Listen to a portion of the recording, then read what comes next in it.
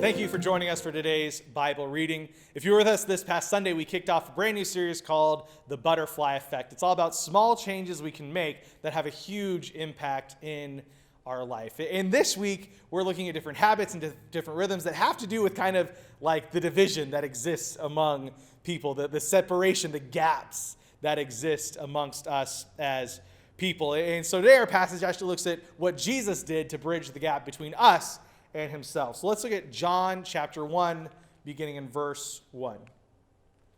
In the beginning was the Word, and the Word was with God, and the Word was God. He was with God in the beginning. Through him all things were made. Without him nothing was made that has been made. In him was life, and that life was the light of all mankind. The light shines in the darkness, and the darkness is not overcome it. Let's jump down to verse 14.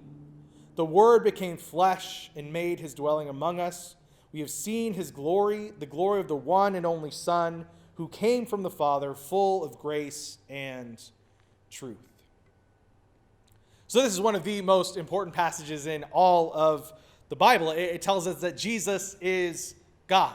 And not only is Jesus God, but Jesus, God himself, came to be with us. He took on flesh. He came and he lived among us. And the term that theologians and scholars use to describe this, it's called the Incarnation. It means taking on flesh. So Jesus took on flesh to live among us. And so this incarnation, it means Jesus was present with us. He walked with us. He experienced life as we experience it. Instead of God being somewhere out there totally disconnected from humanity, in Jesus, God knows what it means to be human. God knows what it means to feel, to cry, to laugh.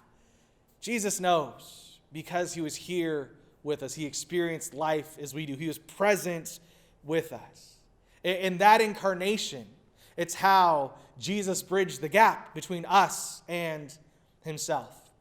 And today, if we look at our world, if we look at our friends, even our family, we know, there are gaps that exist between people. This past year has shown us that we believe different things than lots of different people. Pandemic, justice, politics, all these things, who you want to win the World Series, right? There's just giant gaps that exist between some of us.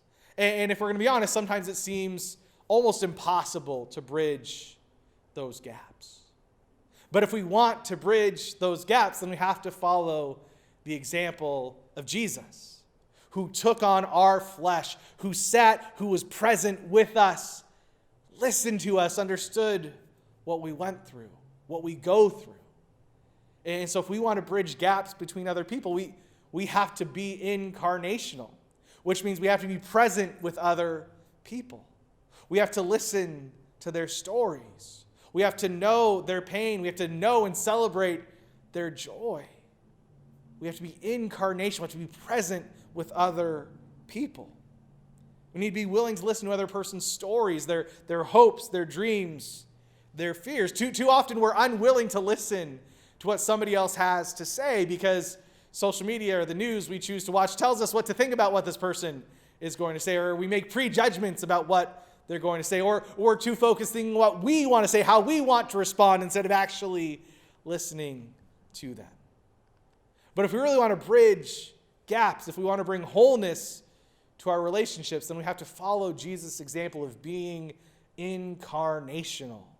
We have to be incarnational listeners. We have to be willing to sit, to listen, to hear somebody else. It's really easy, right? To ignore somebody who doesn't believe what we believe.